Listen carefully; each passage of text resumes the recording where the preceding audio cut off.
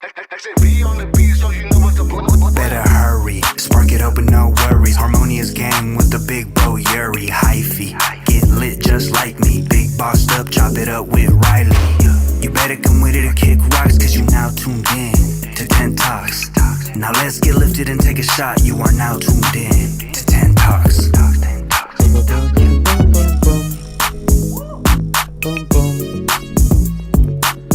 Let's go, cheers.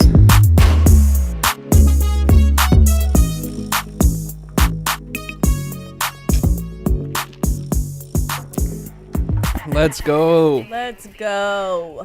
What is up, everyone? Shout out to everyone that is watching this live. Thank you guys so much. Welcome back, everybody. Yes, to another episode of Tent Talks. We're officially on episode 97, which feels good. We're 3 episodes away from 100. It's the year I was born, 97. Oh, now it's leaked and everyone knows. You could just do the math. Of what, how old you are, I Yeah. guess, or whatever. It could be off, I guess, on what year. It could be 98 or 96, depending on what month. I don't know. But either way, You could do the math. here we are, guys, for episode 97 of Tent Talks. And I appreciate you guys so much for tuning in for another episode, first of all. Then also, I appreciate everyone watching this live as well. Thank you guys so much. Yes, thank you. But either way, I usually I have an idea of how we're going to start off the podcast, but this time I do not. Let me actually start off by saying this. We were 7 minutes late today, and I wrote in the chat, I said, starting in 5 minutes, slight emergency. And it's because I really had to poop. And it's like, I know that doesn't sound like an emergency, but if you... Why do you have to make that announcement? I like to be transparent. Okay. Because they're going to be like, what was the emergency? You know what I mean? Like, it's like, you guys seem fine. There's nothing, there's no fire or whatever. It's just like the emergency was, I felt Your like... ass was on fire. Yeah, exactly. I felt like I was turtling, and then like there's no turning back and ignoring that. And what sucks is it's always Rockstar. And I think we've talked about this before. It's the caffeine, right? Because coffee makes you poop, but coffee, it's the caffeine in the coffee, right? Or is it just the coffee? I don't know exactly what makes you poop in the coffee, but I just know it makes you shit. I guess maybe it's the caffeine. I heard the caffeine is what makes you want to Speeds poop, up. but I think that's what happens with the Rockstar. Every time I drink a Rockstar, the first quarter through it, I'm just like, ooh, I feel it. If it's in the morning, it's like uncontrollable. It's in the middle of the day, it's fine, but right now I did not expect it. We were like literally about to go live, and I was like, oh my god, I have to go. Sorry. Well, you also did just eat some cheese fries. You think that's what it was? Probably both. We ate day-old cheese fries. And the spliff. I don't agree. There's no way. Dude, they say that your intestines are like long enough to stretch around a football field 3 times or something like that. Like your intestines are so long, How for me to eat cheese fries and 5 minutes later for it to be like already coming out, like that's why I was shocked by Lush and his one chip thing where he ate it and then in like 5-10 minutes he had to go poop. I'm like, that shit was flying through his thing, dude, his intestines. You hit the spliff in the morning, you're shitting in 2 seconds. But that shit has been fucking festering and compiling on the rim of my butthole all night, on the inside of my rim. I guess. Yeah, I don't know. No poop talk, Nope, I guess. yeah. How was We it? do not care, y'all. Sorry about that. Either way, Yeah, nobody cares. Moosman said, please stop. Okay. Anyways, transparency, that's what happened. Had to go use the restroom. But either way, I feel like we should just get into what we did this weekend. Oh, wait, actually, first of all, I owe an apology. I'm wondering if I should even talk about this because it has to do with the PO box. So for the apology I owe is we forgot. Wait, what the hell? I think my headset just broke. But we forgot to go to the PO box on Friday again. I know. It's so. This is why we need to transfer our PO box because it'll be so much easier. Because they work on Saturdays, right? The other one? Yeah, they do. Like at least a couple hours out of the day. But yeah, I forgot to go to the PO box again, and it's usually not that big of a deal. And this is why I'm wondering if I should even talk about this. But I've been having kind of a crazy interaction with a person who sent something to the PO box, and I know how some people in the chat are. It's like, oh, it's always going to be my fault no matter what. It's like I'm always the idiot at the end of the day. But let me just lay this out to you guys chronologically of how this happened. This dude hit me up saying, hey man, I want to make you some custom Air Force Ones. I didn't hit him up. He hit me up saying, hey man, I want to make you some custom Air Force Ones. What's your PO box? I sent him my PO box, and And he's like, all right, for sure, I'll send him over or whatever. I'm like, okay, for sure. And then literally a couple days, not even like a month or a week, like less than a week after those initial messages, he saw me post on Instagram saying, I said on Instagram, like, I'm checking my PO box this Friday. Apologies to everyone. I said the whole Tent Talk situation where you have to label it Harmonious Yuriy or whatever. We talked about that last week. But he replied to that saying, like, yo, dude, did you get my shoes yet? Like, he was like hella stressed, and he's like, did you get my shoes yet? Blah blah. Go check the PO box. And I replied to him, I'm like, yo man, relax. I'm gonna check the PO box this Friday, so chill out. I'll update you this Friday and let you know if I got the shoes or not. Right. The next day, this is on Monday. The next day on Tuesday, he sends me a message saying, not even like a, hey, what's up, did you check? Just immediately, yo, what the fuck, dude, what's going on, man? You scammed me out of $36 of shipping. You like, but something about like me, something I did sketchy with the package or whatever, and now he's asking me to pay him for the shipping that he sent the shoes for, like $36 or $40. And I'm just like, what the fuck? And then I replied to him, I'm like, yo man, relax, dude. I'm like, I just told you yesterday that I will check this Friday, and I'm like, it's Tuesday, so I'll check this Friday and I'll let you know. And then I think on Wednesday or Thursday, same thing. He hit me up with another message saying, you fucking scammer, just send me my money back already. Like something like along those lines of like, he's just super mad at me that I haven't checked the PO box and he wants his money back. And then I just replied to him, I'm like, bro, at this point, keep your shoes, dude. I'm like, I don't even want your custom Air Force Ones or whatever it is. Like, I didn't ask you to send me shoes. Bad energy. I would understand if I had asked you for a favor or asked you to send me something, then I owe you shipping costs, right? For sure. But no, you took it upon yourself. You wanted to send me shoes. You're being impatient. You're being a dickhead. And now he wants me to pay for the shipping. I'm like, no, You're dude. like, I haven't even checked it yet. That's what I'm saying. Like, relax. Yeah, once I do, I'll let you know. Bruh, apparently he sent me a message saying like, I got the shoes back and I wasted my $36 on shipping, whatever. And I'm like, he hasn't even sent me a picture of these shoes. This fool could be trying to just scam me out of $40. That's what I'm saying. I'm just like, don't even but let it phase you right now. Dude, at this point, I'm getting kind of mentally exhausted with the level that trolls are willing to go to. At first, it was like, you know, you're ugly, you got a big nose, or whatever it is. It's just like, really? It's like, okay, ignore. And then now it's like more convoluted stuff like this. Like the one I talked about the other day where someone left a comment saying, Yuri hates us all. And then I replied, never. And then he updated his comment to say, Yuri loves us all. And then now it looks like I said never to Yuri loves us all, whatever. And now he uses it to this day saying, you hate us all. I'm like, no, it's like the intricacy of the trolls is getting more and more intense. And I'm like, is this a troll or is this guy like literally insane? I don't want your shoes, bro, by the way. No more. I don't want them. I never even asked for them. You just offered them. I said, okay. And then now I'm a scammer. Whatever. They're always gonna do that shit. But either way, yeah, I guess that happened. What did we do on Friday? You worked, right?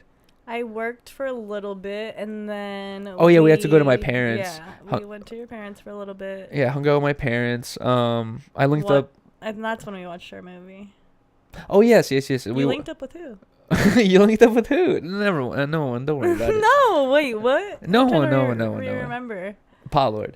Oh yeah. We linked up with them actually. We linked up with Potlord and I gave him the handcuffs so we could do his handcuff stream, which actually was really fucking interesting because they didn't go to sleep. I would have been tired. I would have wanted to go to sleep. There was actually one clip and I saw that I saw from the Potlord and Housephone handcuff stream was Housephone was like going crazy, like really? shaking Potlord and like just like flailing. No, I forgot why he did. I think he was like raging to a song maybe, but he was like flailing his arms around, going crazy. And then I think they like made their cuffs tighter or like buckled the two little things and made it even closer or something like that. Then they're trying to figure that out. But I was just like, fuck, dude. At least when I was handcuffed to you, I knew that Riley's not going to go crazy and just go, Yeah, you got lucky with me. You got lucky with me. I could have went crazy on you. That's what I was scared of. And you would have cried. That's what I thought was going to happen. You would just unhandcuff yourself. Fuck yeah. I know. I would have been like, tap me out, somebody, please. I know for sure after yesterday's stream that you would tap out. Oh my god. Let's just talk about it, I guess. Oh, really? I thought we were going to talk about the movie we watched. Let's talk about the stream first. Okay, so it's a little shorter. I actually have a lot to say about this. And I do too. This is a pre-warning. No, before we even get to that, the arguing part, I guess, the pre-warning to you guys. I always thought that we live in California. We have a lot of forest areas nearby. Like, we should have a tree farm where you can just go chop down your old tree. That's how the people used to do it back in the day, before Home Depot, I guess. I don't know. But I've always wanted to do this, and I wanted to do a stream where Rylee and I go chop down our own tree. We found a farm. First things first is it was super far. It was like an hour away with like hella traffic. And then also I was begging them for an axe, and they said no, they don't have any axes. They only had little tiny little saws. And I was like, that ruins the experience. Like, I want to be like a lumberjack, you know what I mean? Just like chop the tree or whatever. But either way, yeah, they gave us little saws. It was super dark. But then as Rylee and I were going through the trees, we realized like this isn't the Christmas tree we all know and love. Like, these are some scam trees. Like, one looked like a bush and one looked like a pine. Yeah, needles. It looked like a pine tree, like a little tiny baby pine tree, or like a bush, like Rylee was saying. Like, looked like a chode. Like, the bottom was hella. It was basically a bush. It was maybe a little coney shaped, but not really. It's not like an actual Christmas tree. It was chody for sure. Yeah, and we realized. Thick. Yeah, and we realized like these ain't the right Christmas trees. And I asked the girl, and she's just like, yeah, she's like, what you're talking about is a Douglas fir, and they come from Washington. Here in California, we can only grow these because they need certain weather conditions or soil conditions, and they only have it out there. But Rylee and I realized it's a scam. If you want to go chop down your own tree, prepare to get clowned on for the rest of Christmas, because that tree is not an actual Christmas tree. It's like something that looks slightly. It's like, imagine weed. The sativa weed is always like lighter, more stems, you know what I mean? Like, the nugs are more separated apart, and the indica is like thicker, bigger, like bulkier, and there's like less stems. Normal Christmas trees like an indica, and whatever we were looking at there were like some sativa outdoor. It was like really, really bad. But either way, yeah, so we drove all the way an hour away to go to this spot. The trees were trashed, like I said, so we just decided, like, it was $100 to chop it down. And I literally just talked to my parents. We just saw my parents' tree, and they're like, yeah, we paid like $60-$70 for this. So we were like, dude, like, we're trying to save some money right now because we kind of have to. So we were like, dude, let's just go to a Lowe's and get a normal tree for $70. And it ended up being $80, but it was really fine. Cute. But anyways, so to get down to the story, which also I've been called out on. I'm not sure if you read the comment section, but I've been called out on a lot. Really? Yes. Where? No, I just assume that everybody hates me now. Oh no, this might be another water cup situation. No, it's not a water cup situation for sure. I'm definitely on my side. I'm definitely in the wrong. No, okay. Well, wait till you hear this side. I kind of did over exaggerate too when I was talking to you about what the workers had told me. Oh, so you lied to me. I didn't necessarily lie. None of them were like, "What are you doing? This is ridiculous." The dude just told me. One of the dudes. Let's get through the whole point of the story. We look at the Christmas trees, and there's this little booth where you're supposed to pay for the Christmas trees or talk to someone where they can help you. And there was no one there. I was like, and I've been to, we've gone on Christmas tree before, and we've been in the situation where there was no one in that front booth, and you go walk inside and there's like someone immediately there. So I walked inside on stream, I looked around, there was no one there other than more customers, and then I walked back outside. Rylee's like, let's pick out a tree. And I was thinking, like, in the time we pick out a tree and grab it, some worker should be back, right? Rylee and I pick out a tree, I drag it over, I bust her kneecap, like all these things happen, and then there's still no worker at the booth, there's still no worker inside. And I tell Rylee, there's a tag on this tree. I was like, I'm just gonna take it inside to a register. Like, fuck it. It's like, I don't mind carrying this tree. I know it's inconvenient, but it's like not that big of a deal. No, you're doing it to be funny. Be real. No, I wasn't doing it to be funny. Lying. I was doing it to just like expedite the process of what we were doing. You're lying. And also just like you were doing it to be funny. I was not okay. I did think it was funny. Yes. I was doing it to be funny, but at the end of the day, it's like, to me, it's not like me. It was for the stream, which after like I did. I would have done that off stream. No, you wouldn't. Yes, I would have. I would have made you just wait right there because I would have been. No, I'm saying if I was by myself, I would have done something like that off stream. I would have just been like, "Fuck it, dude! Like, I really don't care." Okay. But anyways, I was carrying the tree, and then Rylee and I were walking through the store, and halfway through the store, Riley's like, "No," she's like, "I'm embarrassed. I'm out of here." Okay, here's my things. This is where I get confused. Like, sometimes I can't tell when Yuriy is being serious, and I can't tell when Yuriy is trying to be funny.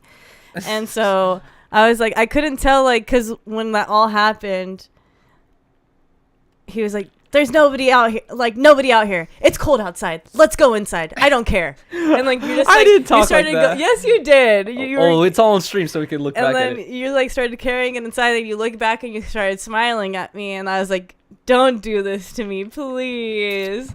And you kept going, and you're like, just give me the camera then if you're not gonna do it. And I was like, all right, because I was like, I don't like, to me, like, I don't know, like, I think it's funny to watch. Like, I think it's hilarious to watch that shit. Like, when people go crazy in public. I don't think it's crazy. No, you weren't. And that's where I'm like, that's where I was probably tripping. Where it was like, you weren't even doing that much. But to me, it's like, I'm the person that's just going to do the normal thing. Yeah. And get my shit as easy as possible. No attention on me. Like, just want to get my thing and go.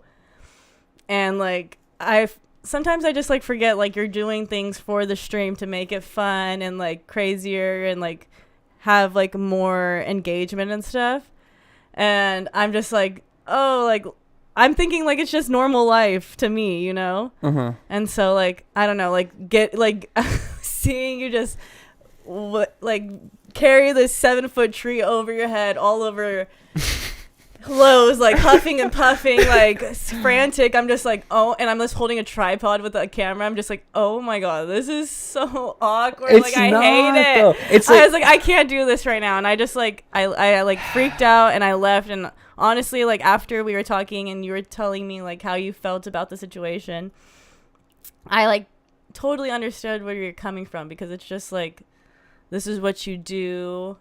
And it's not even that big of a deal, because you were telling me like the people were like saying like it's fine to do that. Well, basically but now you're telling me you lied. Well, no, let me tell you exactly verbatim what happened. So as soon as you handed me the camera, I walked like 5 feet away from you, and you had like sped off. You're already gone by this point. But I was like literally right after you handed me the camera, I run into some dude, and I'm like, hey man, can I go check this out at a register or whatever? Is that fine? And then he's like, yeah, I guess that's fine. He's like, is there anyone out there? And I was like, no, dude. I was like, we were just out there waiting. And I was like, there's no one out there. And he's like, yeah, man. He's like, just take the fucking thing to the register and you could just check it out there. I'm like, for sure. And then I was like, is this a big deal? Like, are you tripping about this or whatever it is? I was like, is this not cool? And he's like, no, it's fine. I was like, can you explain that to my girlfriend? Because she's tripping right now.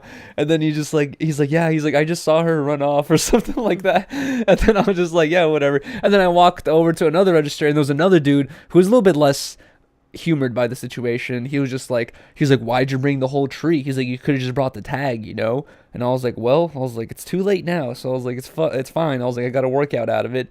And I was like, can I just scan it right here? Everything's cool. He's like, yeah, go ahead.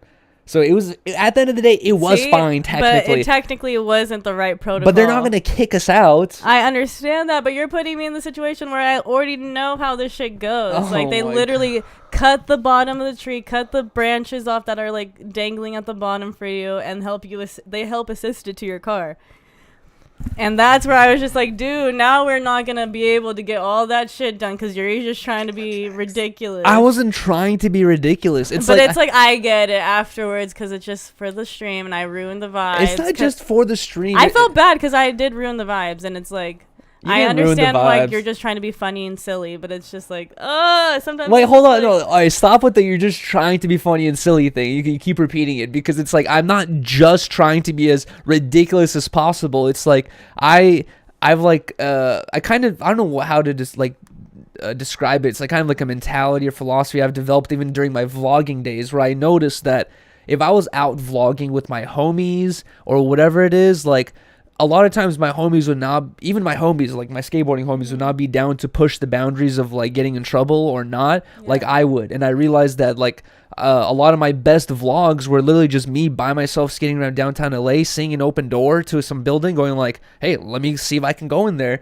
and then just walking and waltzing in by myself and just like kind of just testing the boundaries. In worst case scenario, someone goes like, hey, are you supposed to be here? Oh, I'm kind of lost. Oh yeah, get out of here. And then it's like, boom, it's over. So it's just like, I'm kind of used to testing the boundaries, stop biting your nails, testing the boundaries, and like, you know, not being worried of what people say. You are on my ass about biting my nails. No, you bite your cuticle. Whatever. Anyways, and I'm just realizing that, like, I guess with you, you're not used to it. But I feel like one thing that you need to realize, and also a lot of people out there need to realize, is the fact that, especially in a city in a city like Los Angeles, I guess if you're in a smaller town, this won't apply. But in a place like Los Angeles, you're most likely not ever going to see that person ever again. You could literally like shit your pants, piss your fucking pants, and then rip your shirt open and go like, ah, and then the person looking at you is going to be like, oh man, this guy is ridiculous. Like, what a, crazy person. And then you'll never see that person again for the rest of your life. You don't even have to worry about what they think. It's like, and all I was doing is carrying a tree. Yeah, no. That's why I was saying, like, I started to feel bad about how I acted about it. Yeah. But to me, it was like, I'm not used to that. Like, I don't do that kind of shit. Like, it's not my personality, Yeah. And that's where, I was, like, realizing that just like, my homies back in the day would not be willing to join me on some of my vlog expeditions because they'd be like, oh, no, I don't want to deal with security or get caught or whatever it is. I don't like dealing with that shit. You're probably not willing to deal with it either. But it's like, what are they going to do? They're gonna most likely think they're not gonna come up to me thinking I'm a fucking person trying to cause damage with the Christmas tree. They're gonna come up to me thinking I'm a stupid customer, going like, what are you doing, dude? I don't like to be like that rude customer, like the annoying ass customer. Like, I don't want to be that person. Am I being rude or annoying? I went to a self-checkout and checked myself out. No, I don't think so, but sometimes maybe when you're pushing those boundaries with those employees, when you're trying to get a reaction. No. Okay, see, here's another difference between how you and I interact with people. I treat employees like normal people, whereas like I've noticed with you, it's like, hello, how much is it? $7.95. Here you go. Thank you, ma'am. Nice purse. Goodbye. It's like I've been like what's it called, a person behind the register long enough at Cold Stone, at fucking Starline, and like other different jobs where it's like I think it's interesting to have those more conversational interactions where you just like you come through and say some actual stuff that makes their brain fucking start to fucking go and think, and they're just like, oh shit, like what are you asking about? Like before I checked out, I bought the Christmas tree. I asked the dude, I was like, what's your return policy on these things? Because I've seen this video on TikTok a long time ago about Home Depot plants. How they have the garden section. You can buy yourself a whole bunch of plants for your house, and they have a 1-year return policy. And this dude made a TikTok how like if your plants ever die, even like 6, 7, 8 months later, you can take that dead plant. It can have no leaves on it. It could be just a twig. Bring it back to the dude and be like, hey, I'm returning my plant, and you'll get your money back. And you could buy a fresh plant or whatever. Mm-hmm. So I was just thinking like, what's the return policy on Christmas trees? Because what if we like just return it after Christmas? No one ever thought about that, but it's like a week apparently. You'd have to be willing to take all the decorations off, return it every week, and then at the end of Christmas maybe give your money back. Too much. That would be a funny video though. Yeah, that would be interesting. I'd be down to do that as a YouTube video one day in the future. Buy a Christmas tree in the beginning of December, decorate it. Every week on the 6th day, take the decorations off, return it, get a new one so that the week restarts for my return policy. Do that 4 times, and then on the 4th time, don't ask for a new tree, ask for a refund or store credit, and then at that point, you've gotten a Christmas tree for free. And the YouTube title could be How to Get a Christmas Tree for Free. Let's go. You should do that. Well, I just gave the idea away. TikTok hack. I'll beat you guys to it next year, hopefully. Who knows? TikTok hack, exactly. But either way, that was the whole Christmas tree ordeal story. We came home and decorated it. Not all the way, though. Yeah. Barely anything. Is that all you have to say about the situation? Well, I mean, yeah. Okay, I guess. All right. Well, anyways, so we decorated. You know what I really liked about last night, though, is we decorated the tree. And last night, I guess this is unique to Los Angeles, at least now during our whole drought, but it was raining all night last night. And not just a little bit of rain, like hella rain. And it was just like fucking pouring. And at one point, I had to go walk Beans, and Beans came back in soaking. And I was kind of thinking, I was like, damn, dude, it would be kind of fucked up to have a big ass dog, and this fool has to go take a shit while it's like pouring outside. What do you do? Or when people keep their dogs outside. Yeah. Do you have to take another shot to get some energy or something? No. You seem like you're falling asleep or something right now. I'm not. Okay. Wait, did you write down any topics? I mean, we discussed the topics together. But that's all I'm asking because I don't know if I forgot about any of the ones we talked about. Okay.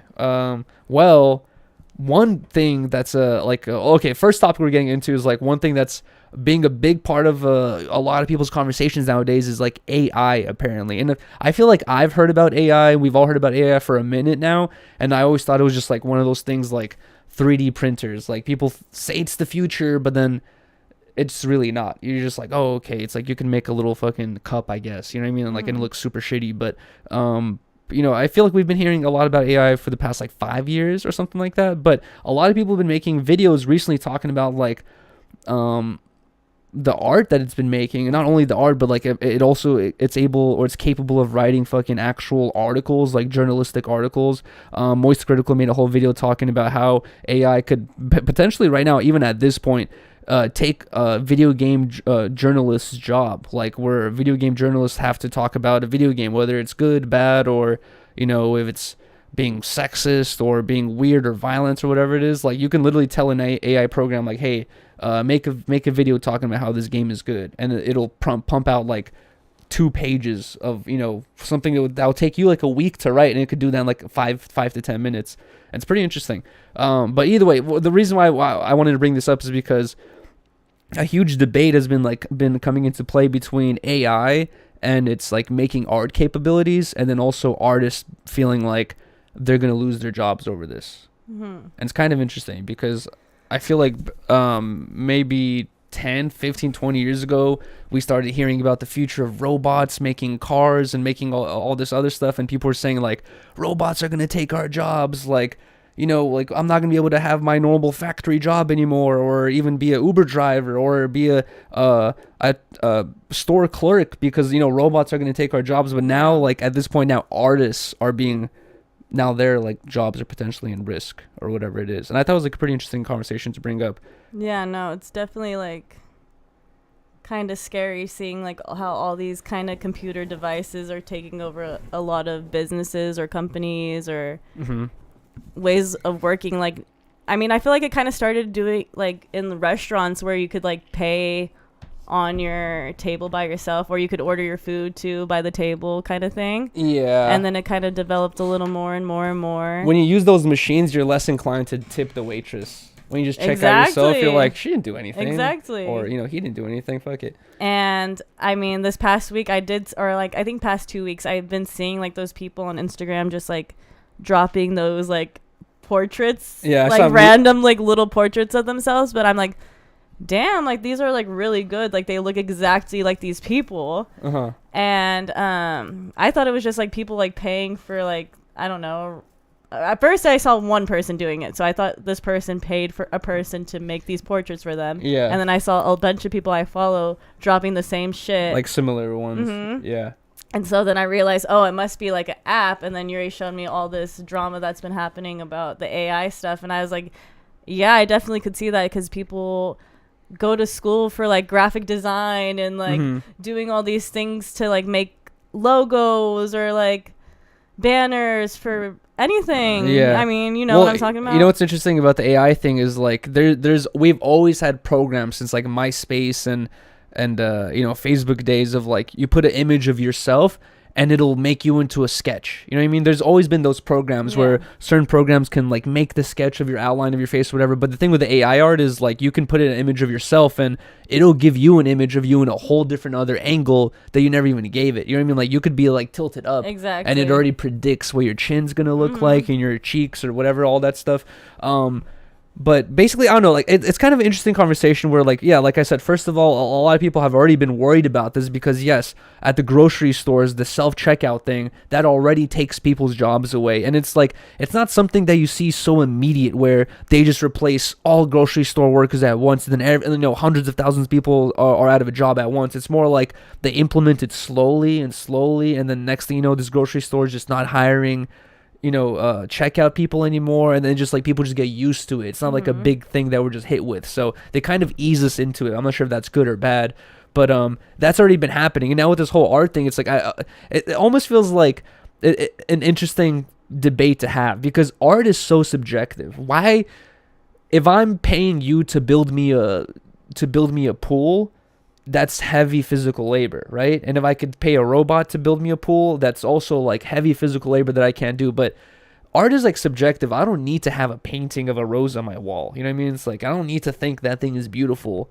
It's like I don't know. Like that whole debate is like kind of interesting. But I did bring up one thing to Rylee where looking at how some of these programs work, where like you literally just tell it, hey, for example, the photo of the last selfie on Earth I showed Rylee, where some dude told AI program, make a selfie of the last person on Earth, and then like it looks like some super demolished background, like some tragedy happened, like some nuclear bomb had dropped, and the dude looks like a skeleton, his eyes are all sunken in, and like that's like the last selfie on Earth. You can tell AI programs like, hey guys, make me a t-shirt graphic that says Harmonious man with oranges and flying horses, right? And it comes up with stuff that's pretty good, most of the time from the stuff I've seen. And I was kind of thinking, like, for someone that we know, like Blasey, right? Like, I wonder if someone like him could potentially be worried about something like this, because people go to Blasey telling Blasey, like, hey, this is my vision. Can you put this on a shirt, right? And then Blasey's the dude who does it. But if you can just tell a program to do it and it does it for $8, like... It could potentially put, like, people like Blasey, graphic design artists, out of work. But then also, what you also pay graphic design artists a lot for is their creativity. Blasey also talked about how, like, a lot of people will go to him saying, like, hey, I want a t-shirt, but I don't even know what I want. You know what I mean? Like, can you think of what I could have or whatever? And then he looks at your company or what you're trying to represent and makes a logo that represents what you want to go for. And like that's kind of what you're paying for. But at the same time, you could do that with the AI program too. Tell it like, hey man, I work for a paper company and we like eagles. Yeah, that's what I just said. I was like, people literally go to school for graphic design and like to work for these kind of companies. So I could definitely see where it's like super frustrating now that all these programs and different technologies are being developed, where it's way cheaper and easier to get something nice for like nothing. You could get a banner for like for $0, but also make it look hella cool. Exactly.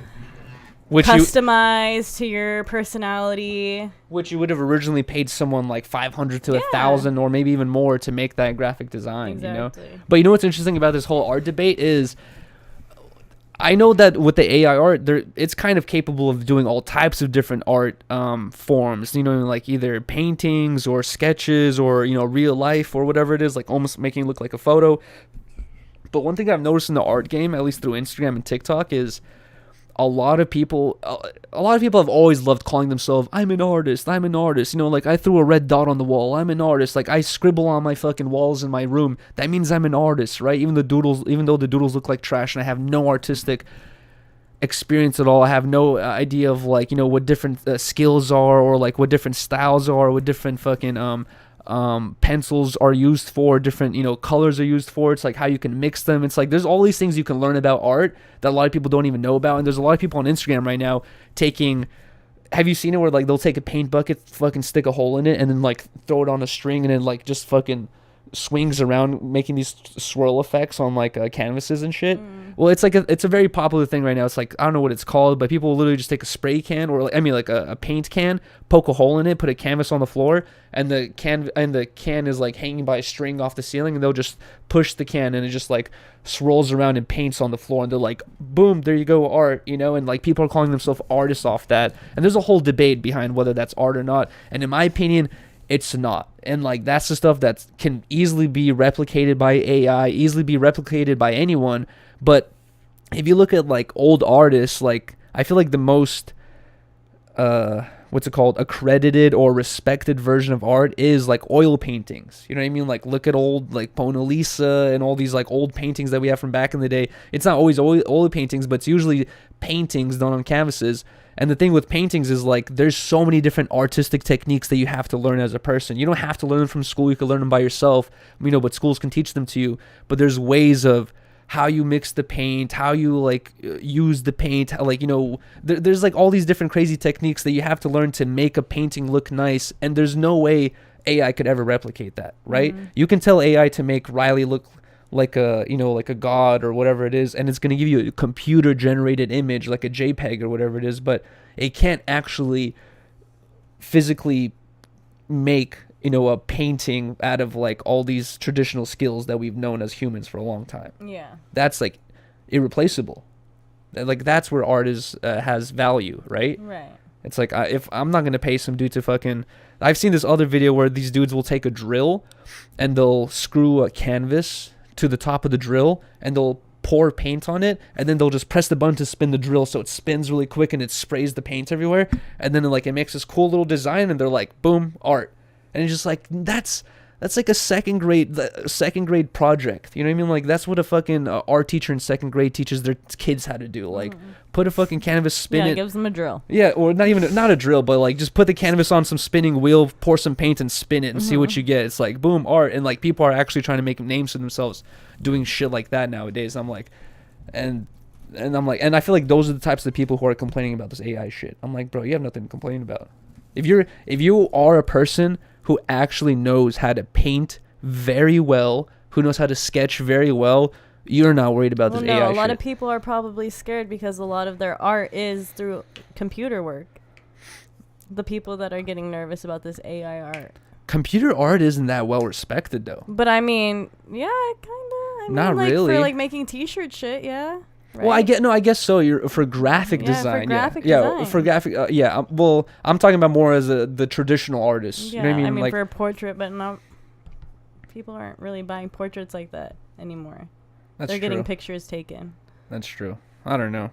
It's an interesting debate, but one interesting before we move on from this AI conversation, really interesting video that I saw recently is from the Moist Critical. Moist Critical made a video about AI and its abilities in making like essays, basically about it's able to take the job of a journalist. Where Moist Critical basically made a video talking about how they have an AI program. They told the AI program, hey, make an article talking about how Metroid, the video game, very old video game, they told the program, make a article talking about how Metroid is racist, sexist, hates women, and blame it on Elon Musk. Very random and stupid shit. And the fucking program made a whole article talking about that, and it actually makes sense. You know what I mean? Like, it actually talks about how the lead character, Samus, is like constantly sexualized, and they show off her skin in these certain photos or in these clips or whatever it is. And it's so interesting. I'm like, bro, this is a fucking robot doing this. Yeah. It's kind of like, dude, I wish I understood how it worked. Like, I want to talk to some dude who makes the program, like, who can explain it better, because, like, how does it do that? Yeah. It's so weird. Like, does it actually have its own intelligence? Like, I don't know. It's so weird. Yeah, it's such a weird concept. Because it does research. Like, all the, in the Moist Critical video, I really recommend you guys watch this. In the Moist Critical video, they literally just give it very basic instructions. Metroid, it's sexist, it's racist, and we have Elon Musk to blame. And it not only does it do all the research on Metroid, it knows the name of the character, Samus. It knows Samus is a girl, and it brings up other facts, how Elon Musk had named the rocket after one of the fucking games of Metroid, and like how he basically, by doing that, he agrees with everything Metroid does, which is already what they said, sexism. It's like, bro, it fucking ties it all together so well. And I'm like, bro, that's insane. There's probably so many people that could not even write an article like that, and this robot did it in 5 minutes, no problem. Pretty interesting. But yeah, I think it's weird. I kind of want to fuck around with it. And just go on stream and just throw random ideas at the. I'm sure I haven't seen it yet, but I'm sure there's been streamers who have done this. Like, you just go on stream and say, like, hey, give me a story about how fucking oranges saved all people on Earth. Oh, great. Or I don't know. Or what would be interesting is, like, what if people like try to use AI to like validate random claims they have, where like, if I was crazy and I thought that fucking oranges was like good for your health and everyone should do it, and I told AI like, hey, give me an article that says why it's good for your health, and it brings up all these nutritional facts about vitamin C and good for your skin and like anti-cancer, all this stuff, and then I portrayed as the thing where I'm like, you guys should fuck oranges. Kids in school are gonna have so much easier times writing essays. That's the risk. Is back in the day, maybe 10 years... You would know how to, like, you got plagiarized. Yeah, back like 10 years ago, you could buy pre-written essays online and be like, hey, I need an essay for history class. And people were already cheating on classes using, online stuff, but teachers were able to take your essay and back check on Google, and it'll say where you got it from. But with AI, you can't do that because it's original. Original. Isn't that weird? So even teachers are going to be like bamboozled. Exactly. I don't know. Moist Critical said that, like, basically it can fuck up the journalism game where newspaper companies or game whatever it is, like for whatever they're talking about, newspaper companies pay journalists to write articles for them, right? And if journalists can literally just tell AI, oh, the newspaper wants to hear an article about basketball in West Hollywood, like write me an article, and then it just pumps out an article, and then this dude's getting paid for doing nothing, and the newspaper company's getting scammed, right? But then also it could go the other way around, where newspaper companies are like, why the fuck do we have to pay journalists nowadays? We can just use this program and tell it we need an article about this, and this. This, and then it's over. It's like it's either gonna cause more people to lose their jobs or cause a whole scamming system to just be activated, I guess. But either way, that's the whole AI conversation. I'm sure Rylee and I are not intelligent enough to give a fucking What are you talking about? good enough takes on the whole AI game. I don't think anyone is. No one knows shit about this. I'm smart as fuck. Yes, you are. No, I'm not. But it is scary how Elon Musk, when he went on the Joe Rogan interview, that's the main thing he said he was worried about. Joe Rogan asked him, like, what's your biggest fear? And he said, this AI shit. He's like, bro, once you go too far, you can't go back, and it's over. I'm like, what does that mean?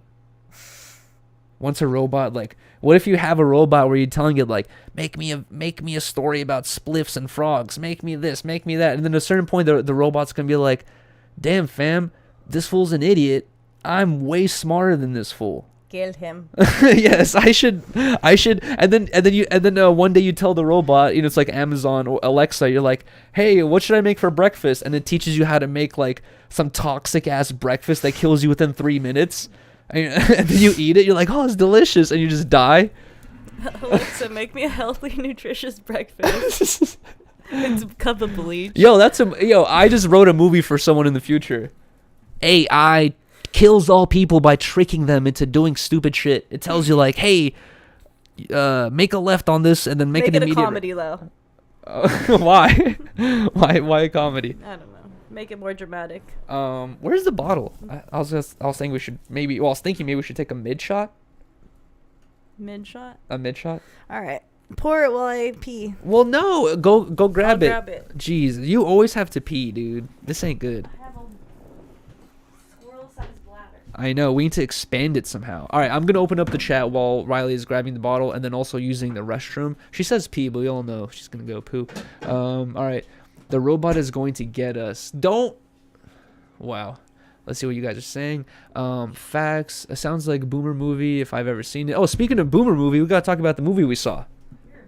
And also, we're not going to get into the conversation right now just yet, but I have to warn every single one of you. Once Rylee gets back, I want to get into the topic of the movie that Rylee and I just saw, and I really put some thought into it, and there's really not much we could say about it without spoiling it. So, the movie is called... I don't remember. Rylee remembers. It's like Legend of the Crawdad. It's a Netflix original movie. It just came out. I really liked it, and I want to talk about it, but to talk about it, we are going to spoil it. We're going to try not to spoil it too much, but this is just a warning to you guys for anyone that potentially was thinking about watching this movie or wants to watch this movie.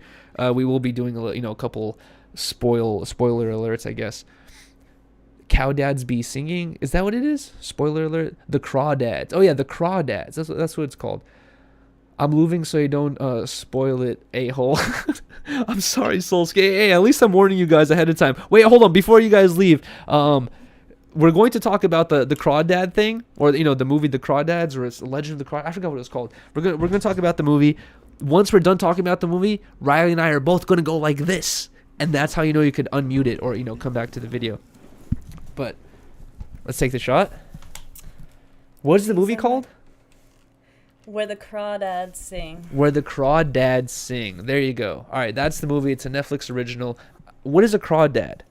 It's like a shrimp in like swampy areas. Oh. Marsh. Oh, in the marsh. Oh yeah. Cheers.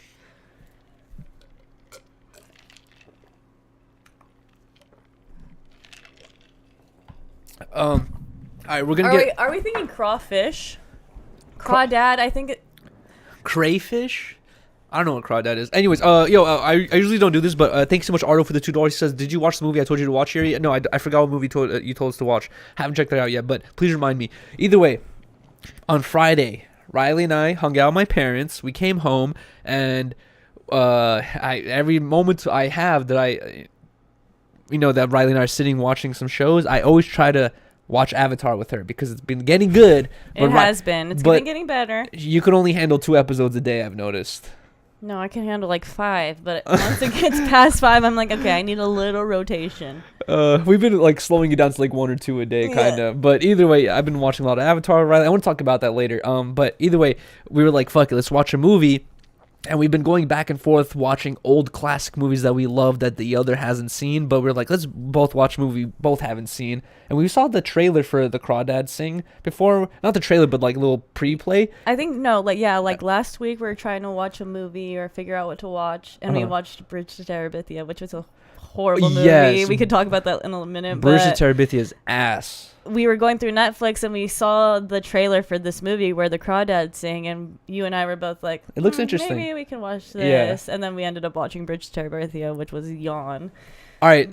So pre-warning, guys, if you guys want to watch where the crawdads sing, we're going to start talking about it right now. We might, it might be spoiled a little bit. Once Rylee and I both pick up our arms like this, we will, you can, unmute it, I guess, and then you'll know that we stopped talking about it or whatever. But either way, I like the movie. It was so good. The movie is basically, it talks about this girl who's a part of this family. Her mom and dad have her dad's like an alcoholic, abusive dad who like beats her along with her siblings and her mother. And basically throughout the years, her whole family one by one just fucking dips and leaves her, and she's the youngest of the group. And then at a certain point, she gets left with the dad, the abusive dad. And then at a certain point, the dad just leaves and she just gets left alone. And also they live in the marshland, which is like kind of like a swampy area, like on a river or something like that. They have this like rinky-dink old house with like no plumbing or anything like that, just like sitting along the river, and that's where they live.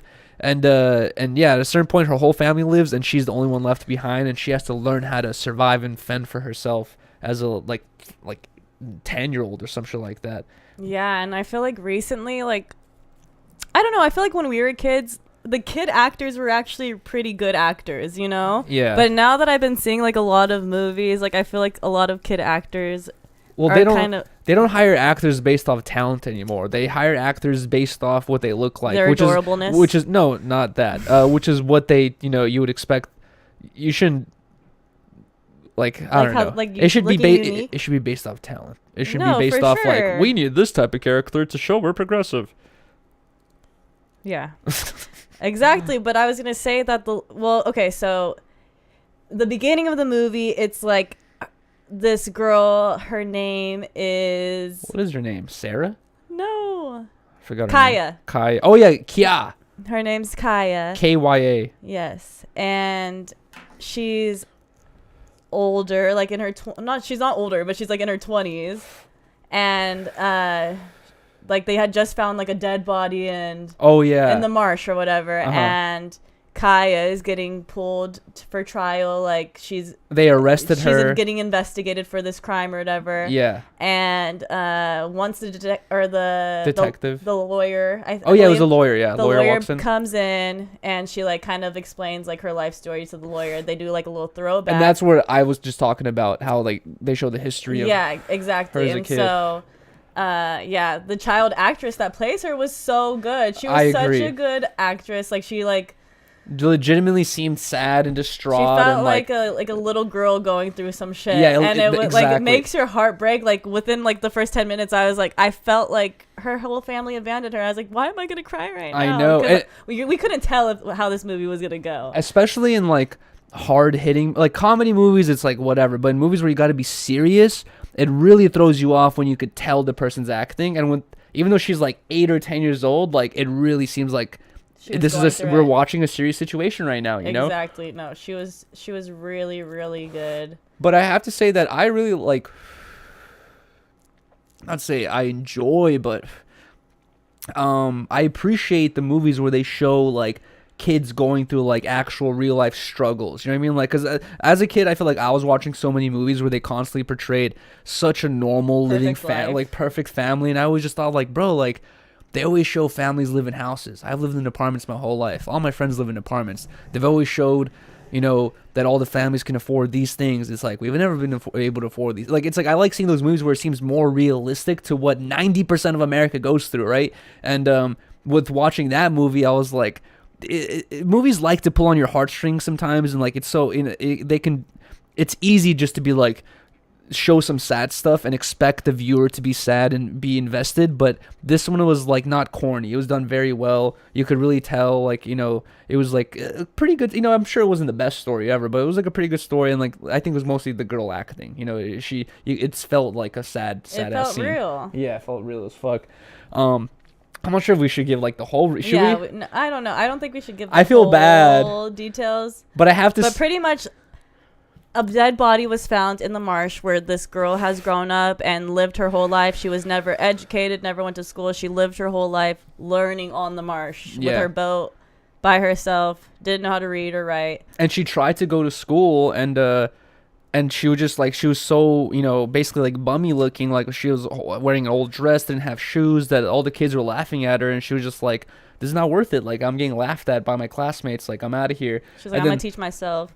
And what's funny is like me growing up, you know, in the early 2000s, you know, early 90s/2000s, in West Hollywood, even though I had, you know, like, you know, I didn't have like the same lifestyle as a lot of my other friends did. It's like no one was going to my school without shoes. I never saw that, right? But when I talked to my dad and my mom about school back in Russia, that's how it was. It's like everyone's families were in different predicaments. Like, your family could really just be some really, you know, they could be farmers that are having really tough times. They have no money, and you could really be going to school with either no shoes or, you know, shoes that are 5 times your size, and that's just all you got. And like my dad told me, like there are stories, you know, like he saw stuff like that back in the day and like in the schools in Russia, but you don't see it out here. But when I saw that movie, I'm like, this is portrayed back in the day, right? Like it's the 1960s, and I'm like, I could see that happening, right? And the marshlands that they were showing is like, I think in the Appalachian Mountains, which is they're known for being very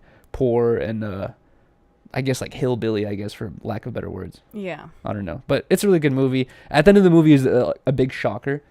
Well, yeah. So pretty much it's okay. So like I was saying, it starts off with this dead body in the marsh, and it goes back into her life or whatever, and she falls in love with this one guy, and he goes off to school and kind of forgets about her. Oh yeah. Or like he doesn't forget about her, but he does his own thing for years. He was fucking in college. Yeah, exactly. He was doing his own thing, and she meets this other guy, and pretty much he's obviously the person who dies in the end, and the whole story is pretty much trying to find out who killed the dude, or how he died. Yeah, how he died. And she was the one accused because she was the weird girl in the marsh. Yeah, exactly. And he was like seen with her or something like that. It's really interesting. I like the story. It's a good mystery. And there's like a couple, you know, many sad moments actually. It's like a really whenever you see a movie that like shows a lot of years passing by quickly, it just like it gets really emotional. You're like, damn. But then also it kind of sucks, not sucks, but it's probably so hard for the producer, director, I don't know who has his job, but the person who has to find all the people that look slightly alike. You know, if they find a 7-year-old version of you, she has to look like Rylee as a 7-year-old, and she has to be a good actor. Like, it's and so make hard. It work, like the time jumps, because I felt like the first guy she fell in love with, who ended up being like a really important character, like they didn't develop their love story enough in the beginning. Like that's one of the flaws in the movie, I would say. Yeah, because it's like you didn't really fall in love with their love yet. Yeah, you know? That's true. Like, because it seemed like they grew up together, and but not really. Like they didn't play on it enough. No, yeah, exactly. No, that's true. But I was gonna say, like, they did that in House of Dragons with like all those time jumps. Like they had to find multiple different actors that like looked alike and make it look good. Like they did that really well. You know what, I actually, talking about that with the age gap thing, is I'm not sure if this is true or not, but I saw something about how for the Avatar series, not the Legend of Avatar, but the one with the purple people, you know what I'm talking about? Yeah. Blue people, I think it's just called the Avatar or Avatar. we only had the first movie come out, right? The second one hasn't came out yet, right? I think it did come out. It did, right? already. Well, so basically, I saw something talking about the third and fourth movie, how they've already been filmed and they're still editing them, and they might even be done editing, but they're not going to put them out for the future until the later in the future, because chronologically they want the movies to come out way later, but they can't have the kid actors age too much. They can't have the kid actors film later because they're gonna look too old. So they have to film everything within a year or two, so they look relatively the same age, and then they release it way later. And I was like, damn, that's pretty interesting. Never thought about that. Have you ever seen the movie Boyhood? Have you heard of it?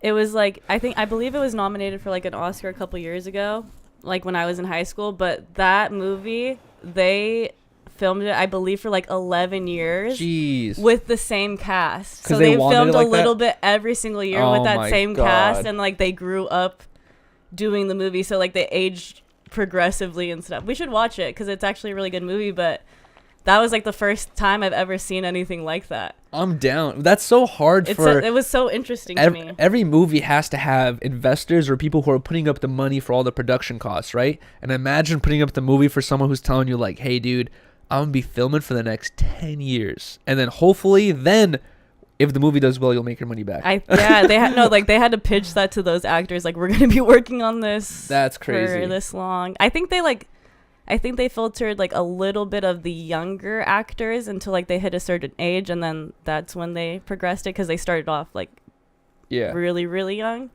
But yeah, for the most part, it was like all the same person. All right. This is a... Oh, should we wave? Are we done talking? Oh yeah, about okay. We're done. we're done with the spoiler alerts for the Crawdad. But now I want to talk about the Legend of the Avatar, because I've been having Rylee watch it with me, because I have to say this. And I feel weird saying this because I don't want to talk about drama and all that stuff, but I want to be honest. After the whole almighty Kelpie situation, I saw a couple memes coming out comparing Kelpie to Zuko. And then I showed them to Rylee, and Rylee obviously didn't understand it because she's never watched Avatar.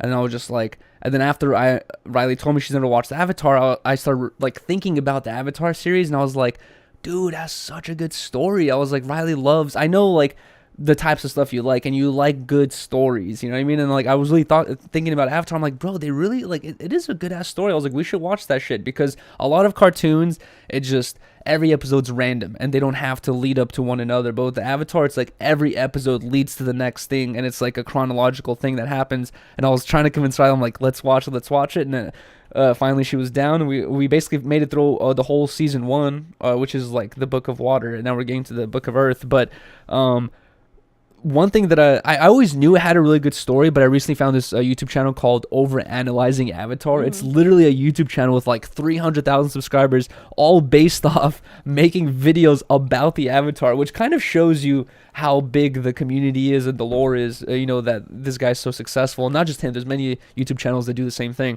But after watching his videos, you realize, like, dude, like they put a lot of thought throughout the story. You know what I mean? There's like a lot of things that they talk about in the first couple episodes that they don't even bring up until way later in the season. And it's kind of cool to see all this stuff unfold. But either way, how are you enjoying it now that we've made it through the whole season 1? All right, I'm not gonna lie. When we first started watching it, it was like a little slow for me, a little hard for me to get into. But I feel like it's just me recently right now. Like, it's hard for me to get into a show or like into movies in general. I don't know why. My attention span has just decreased so much. But it takes a while for me to like actually really like something. And like it happened when we watched Samurai Champloo too, where it was like at first I was like, I don't know, I don't really like it. But then once I like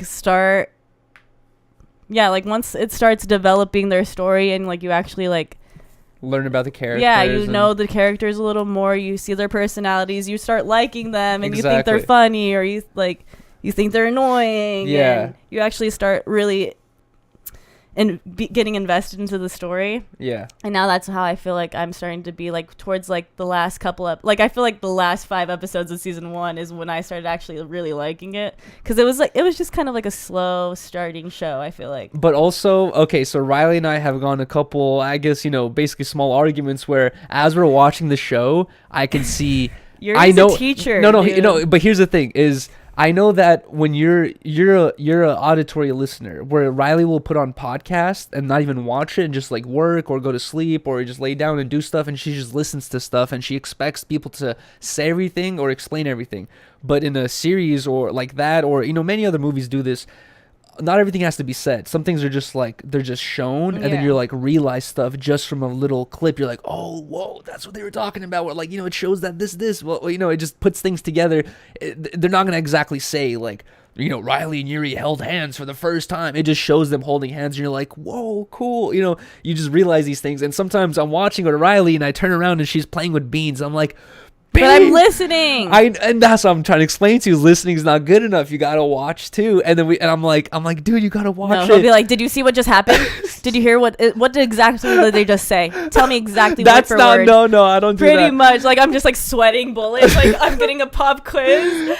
Like, I'm like, oh my fucking God, I don't know. And then Rylee would be like, you're too crazy about this. She's like, this is supposed to be fun. We're supposed to be watching a show. No, but now that you're explaining how, and I knew this was gonna happen. Now that you're saying that you're getting invested in the characters, you're actually starting to enjoy it. It's like there's certain things that I know that I feel like would trigger your emotions or your interest, but you wouldn't understand those things unless you saw these things in the first couple episodes or saw these other things unfold. And I'm trying to have you pay attention to these things so you could, understand what the fuck's gonna happen or get these emotional events, I guess. But it's also you do this thing though where you'll be like, you think I'm not paying attention, and you'll pause this thing and like explain everything that's about to happen, and they're gonna explain exactly what's happening, why it's happening, and then you like tell me everything that's about to happen, and then I have to watch it, and it's just like. But let's be fair. When we watched, there's been a couple movies that you've saved me a couple times. I'm not gonna lie. But there's been a couple movies where you showed me like what's the one with Adam Sandler and the girl on the beach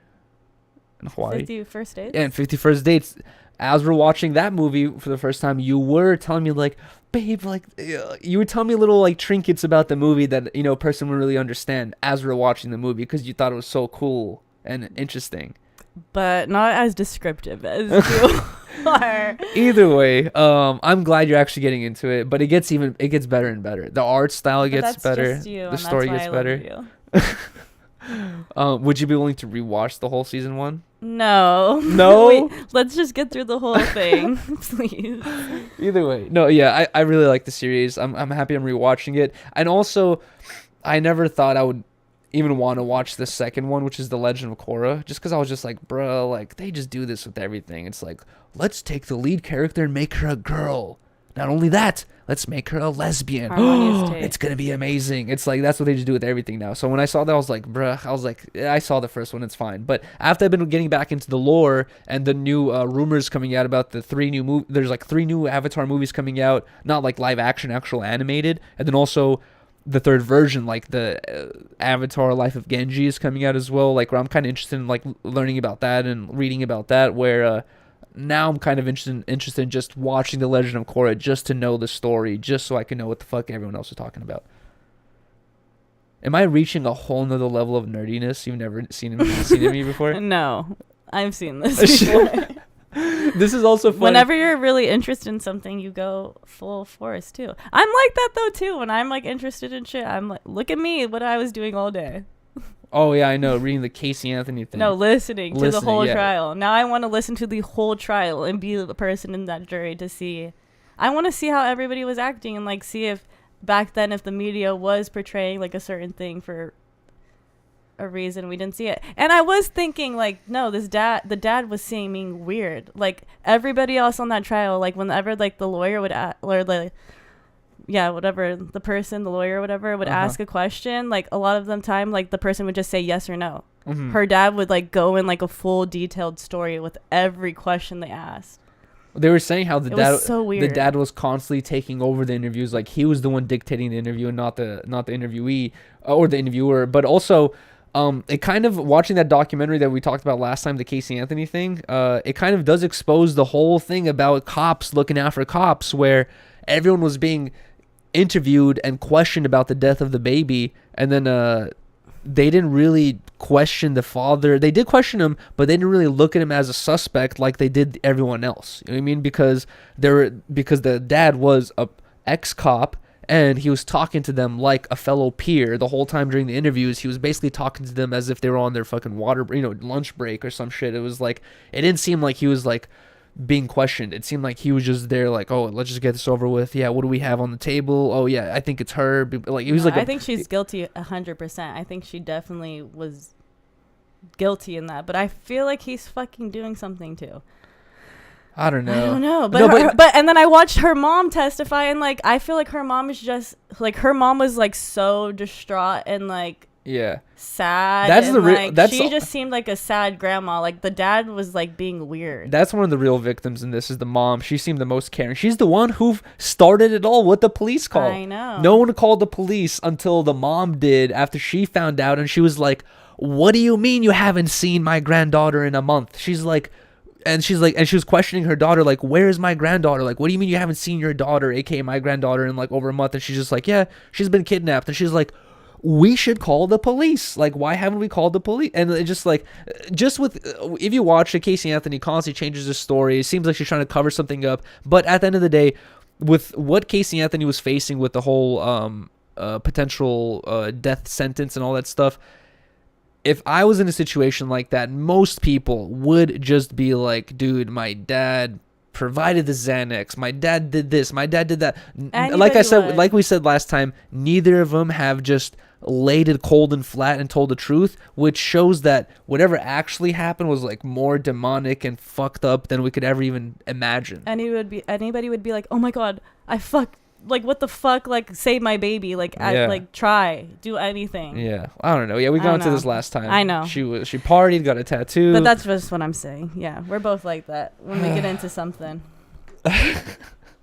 we must see it through. But the Casey Anthony thing is depressing. It is depressing. Avatar is fun. It's depressing because this baby didn't get justice for what happened to her, and nobody knows what fucking happened. That's true. Many babies don't get, many victims of murder don't get justice as well. I understand. And that's why I'm interested in that shit. All right, next topic is something I'm kind of like, I feel like is just such stupid news, bro. The thing with news is like, guys, let's admit it. We're not dumb here. We've all heard this many times. We know how the news works. Just how on YouTube there's like keywords that can attract an audience. You know what I mean? Like if I make a video titled "Rylee exposed for beating Yuriy," like it's like there's like these things like where it's like it just like people are interested in it because it's just like, wow, it's a shocker. It's like it has this clickbaity feel to it. And news has been doing this for a long time. And one of the things that is still, attracts a lot of viewers or will make a lot of click on stuff is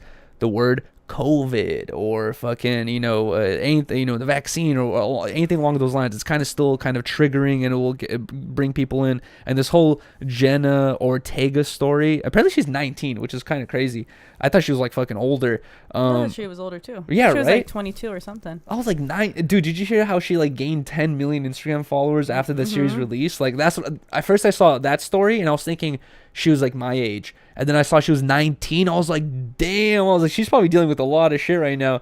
But either way, she's been called out because she was doing some interview where she was talking about the filming of Wednesday, which is like some series on Netflix, I believe. And she said that during one of the films, she was sick with COVID, felt like shit, but she fought through it and filmed a good show, and everyone loved it at the end of the day. And now everyone is either upset with her or upset with the production crew for allowing her to film, or either upset with her for filming.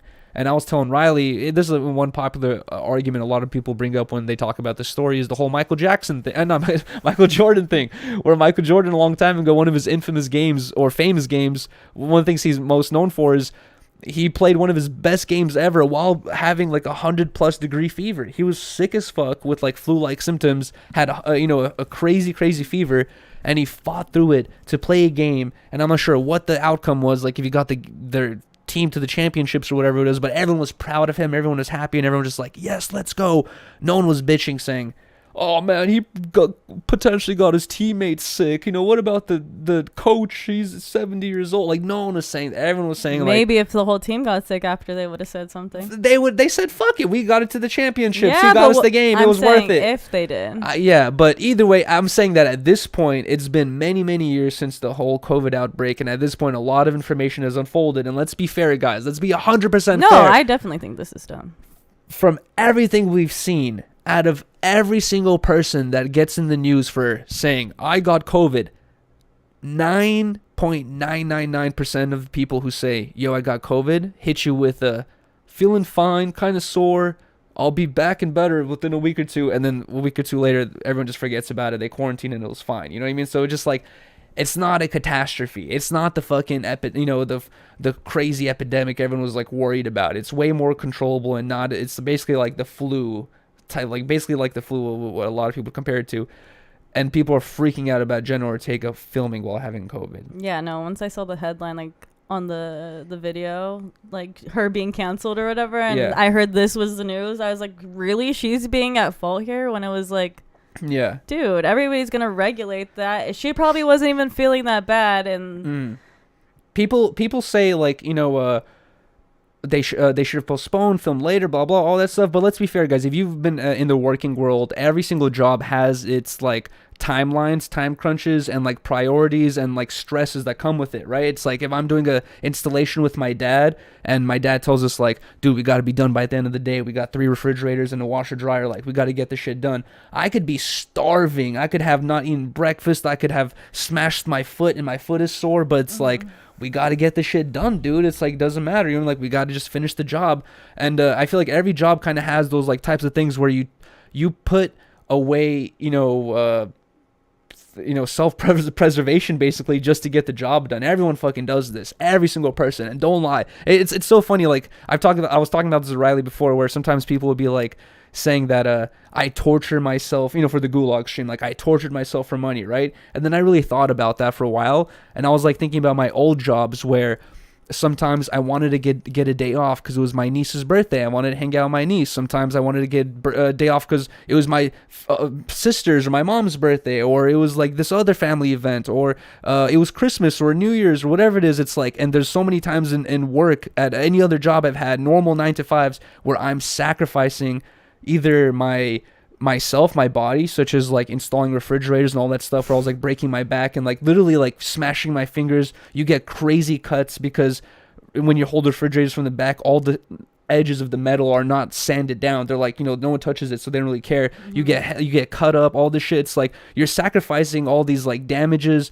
long-term back damage, all this stuff for a paycheck. Everyone who has a normal job sacrifices some mental anguish, some physical anguish, some time that they would love to spend with their family for monetary gain at the end of the day, And it's like, I'm sure she was stuck in that position as a 19-year-old actor or actress. She's like, I've gotten the biggest opportunity of my lifetime. If I say I'm sick, I can't work because I have a sniffle, they're going to think like I'm some snooty little actress that's hard to work with, and they might not ever hire me again or whatever it is. It's like, some people put, stuff like that aside just for the end result. And let's be fair. Don't hit me with the whole cast is going to die of COVID if she worked. No, it's not going to happen. So I don't know. Yeah, no. It's a story for no reason to me. I don't think she deserves the backlash over that shit. Now the backlash has switched to her production team, where they're saying that she's just an employee and they knew that she was sick and they should have sent her home. But the thing is, if I were to tell Josh, like, yo, dude, I'm feeling kind of sick, and we had some important job to do that day, Josh is going to hit me with potential, or not even Josh, but any employer is going to hit you with like, how are you feeling? How bad is it? And if you're telling them like, it's really bad, dude, I really feel like shit, they're going to be like, stay home. But if you hit them with like, feeling kind of sick a little bit, just sniffly nose and, feeling kind of drowsy, I guess, they'll be like, dude, we really got to get this done. Can you come in just for this one day? Yeah, tough it out. They hit you with that. It's like, oh, hell yeah, they always do. So, I don't know. People it's like people look at the world sometimes as if like it works in this like perfect ass situation all the time. It's like, no, there's all these like little things you got to work around constantly. All right, what else do we have?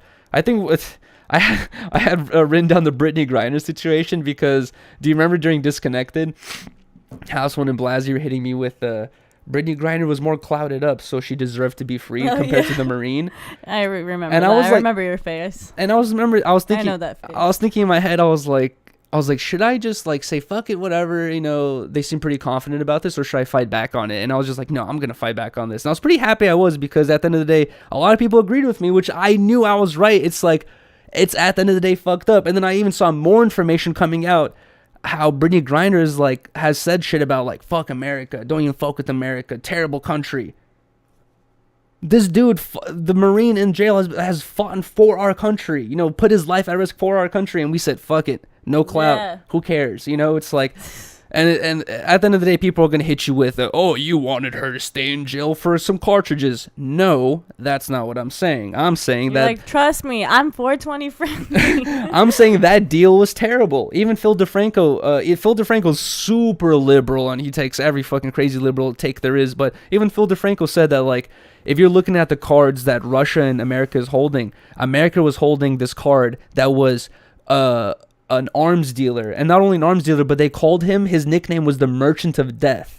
That was his nickname, the Merchant of Death. Yeah, he fuck provides that. guns for people to fucking die. And not only that, but he was convicted. The reason why he was in jail for so long is he was convicted on a crime to provide guns to this crew of people from another country to kill U.S. soldiers or marshals or whatever it is. So he was going to provide guns to have Americans killed. And like he was a big trump card, you know, for us to have. We could trade him for all types of shit, and they traded him for one person who got caught for cartridges. America really should have had better negotiating skills and been like, no, dude, this dude is a big ass deal. He's a real criminal. Give us her, the Marine, and the other person. It's like 3 other people that are locked up there, or at least give us the Marine and her. You know what I mean? It's just like Putin is not doesn't going for that. the level of like, you know, their crimes and like, you know, it didn't make sense. You know, Putin is like, nope, never mind then, look away. I don't know, but I haven't seen any post of like Brittany Griner making any posts on social media. She's probably just stayed silent so far. Chilling right now. I don't know. I wonder if she could have potential like some, because you know we're having this conversation, and I don't hate Brittany Griner. I'm not mad at her. I'm just talking about this debate as for like, you know, conversational's I take. agree with you, though. And I'm saying that like from her perspective, I wonder if she has almost a survivor's guilt because she's not the one. She probably does. She's not the one doing the negotiations. She probably has no say in it at all. She got locked up and she's free now, and that's all she knows. You know what I mean? Like she's literally just a victim of her circumstance, and people are looking at her going like, the Marine should have been free. Why you? You know what I mean? She probably does have this like she could even not even be happy about it. She could be like, fuck, dude, like take me back in there and free that guy at this point. You know what I mean? Like she probably feels so bad about it potentially. So I'm sure she had no say in it. It's just people fighting for her, you know? No, I guarantee you she feels all types of things right now. Like a survivor's guilt of like, why did I get free? And this dude's, and she saw the circumstances in the Russian jail. Exactly, she knows how fucked up what it he's is. going through, and the guys probably go through worse. You know what I mean? So, I don't know, but either way, especially if you're the American. Yeah, exactly. Especially now, if you're the American, they're like, but he's probably getting even worse because he's an American soldier. He's a fucking Marine. They probably really hate him. Yeah. All right. Last topic I have here listed is... Well, actually, I have 2 last topics. I don't really know what we could say about this. I just saw Indonesia make sex outside marriage illegal for the whole country, right? And I was just... How do they know? I know. Well, no, it's going to be a thing where you report people. You hear someone moaning in the room. Oh, my and God. And you know they're not married. You call the police and you're like, hey...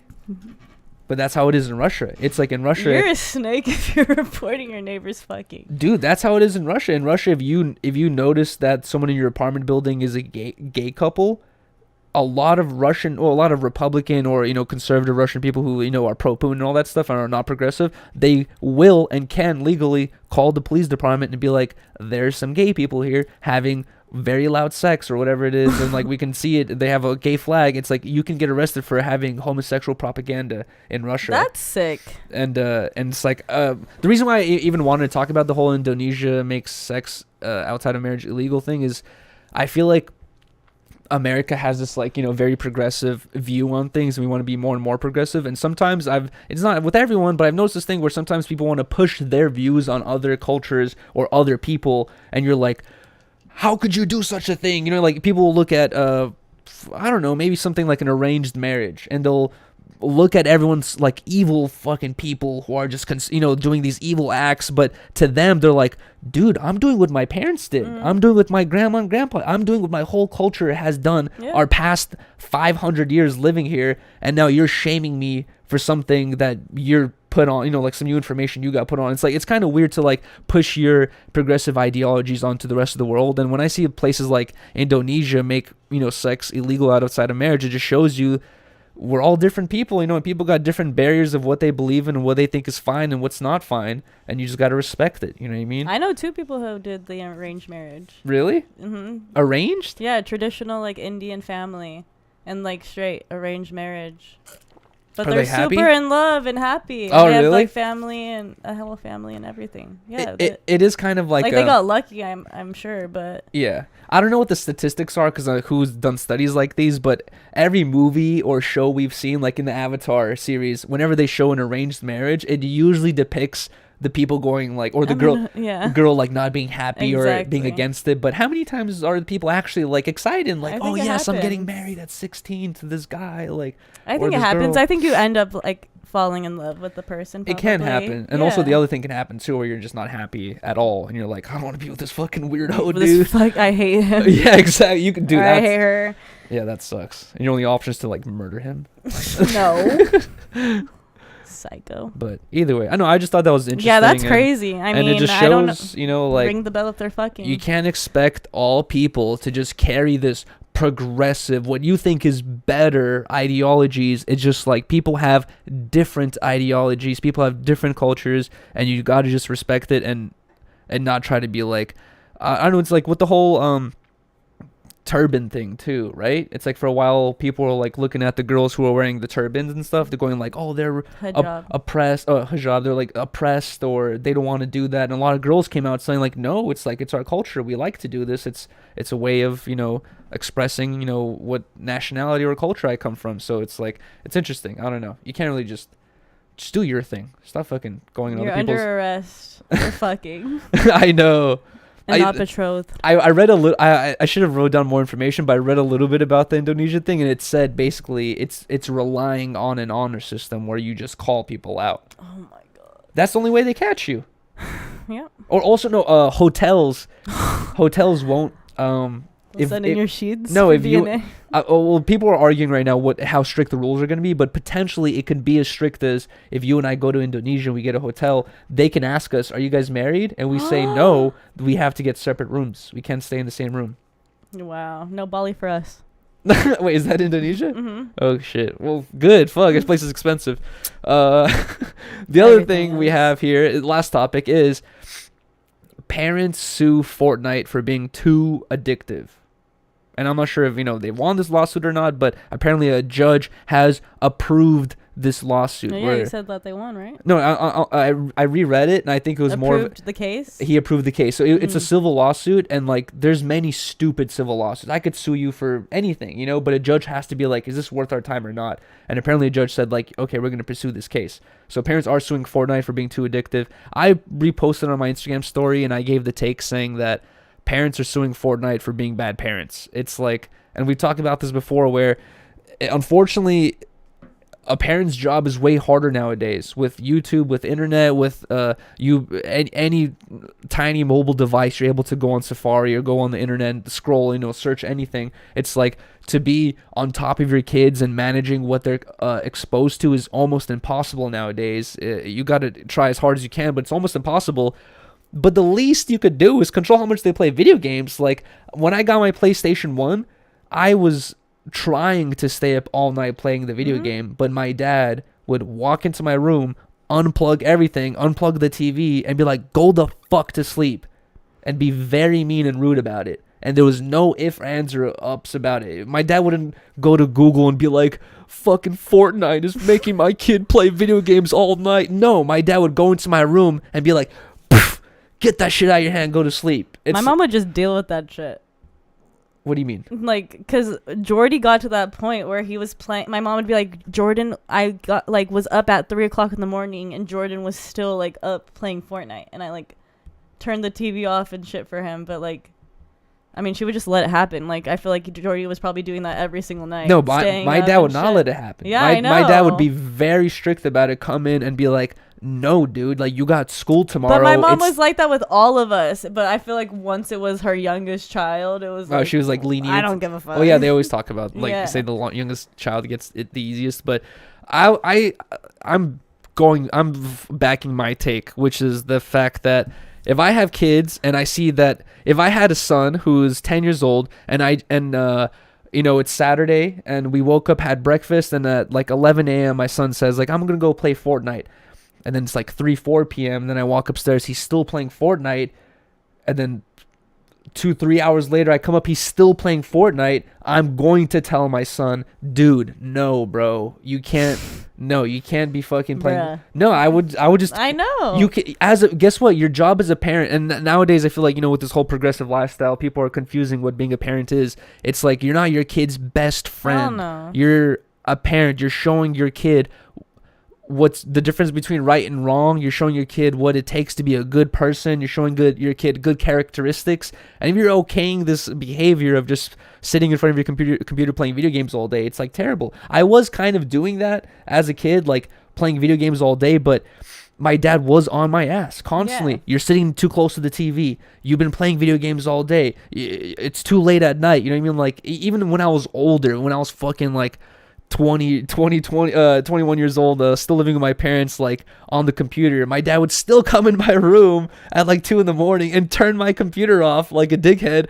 Like, you know how I always tell you, don't just turn the computer off. My dad would come into the room. I'd be mid Adobe Editing. project, and then my dad would just come in, turn it off, it's too late. And I'd be like, hell no. you fucking asshole, dude. I would get so mad. But it's like, he just has that parental instinct of, I will fix the problem instead of going to Google and complaining about it. If you are a parent and you're going through the procedural process, the bureaucratic process, whatever it is, it takes a while to file. It takes a lot of work to file a lawsuit and do all that stuff. If you're going through all that work instead of just approaching the issue, which is tell your kid to stop playing, you are a shitty parent. Yeah. That's crazy to me.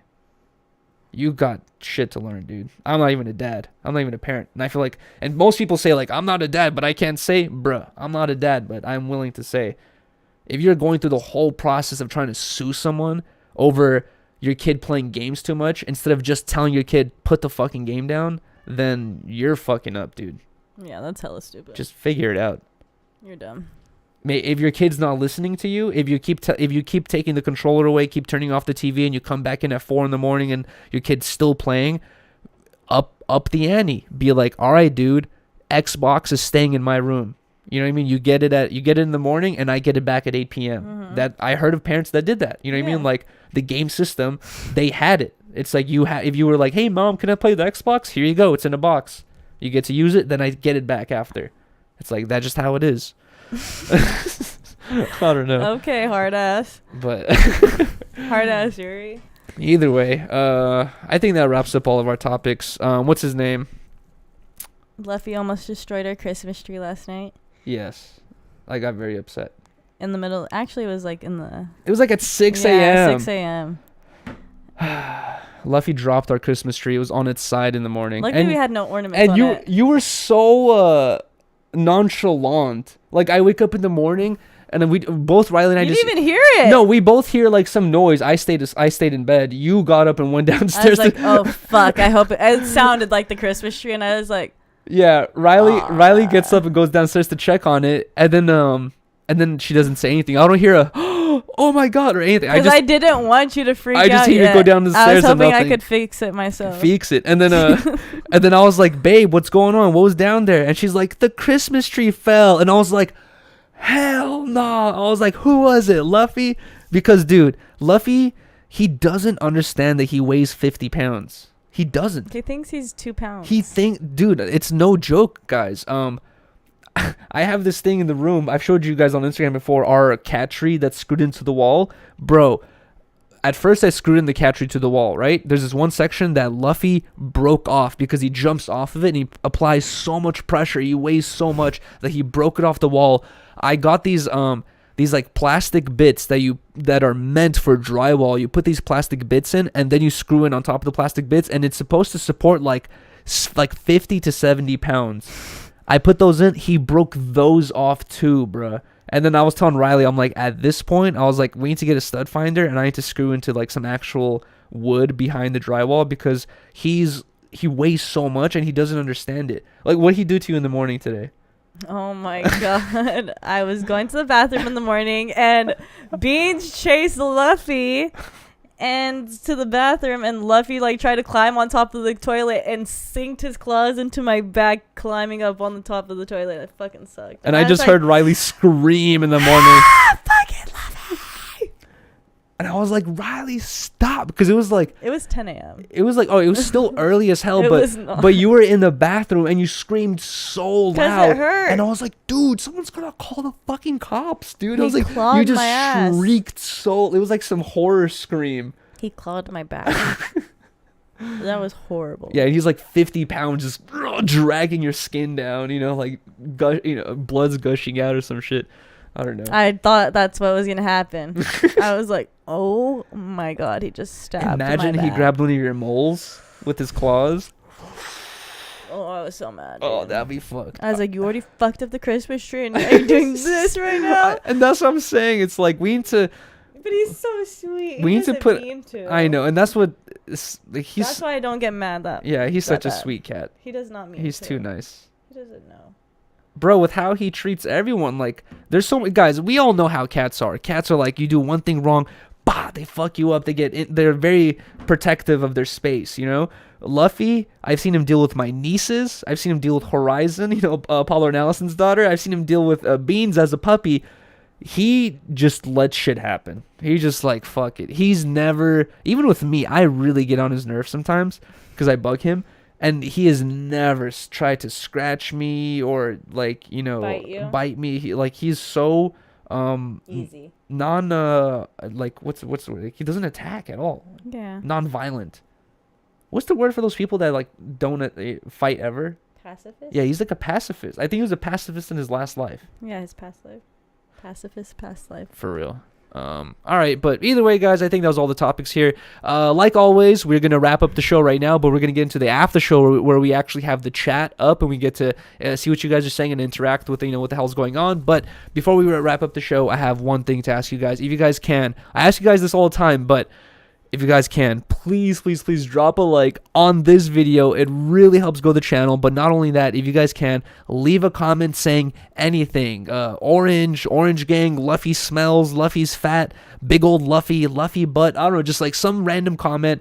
Butt. If you guys could leave a comment or like that, it really helps grow the channel and really helps support us if you guys want to. And then also do not forget to subscribe if you guys aren't subscribed already. Shout out to everyone. We love you. Thank you guys so much. Toodles. And we'll see you guys in 1 minute for the after show on a whole separate stream. All right. Thank you guys.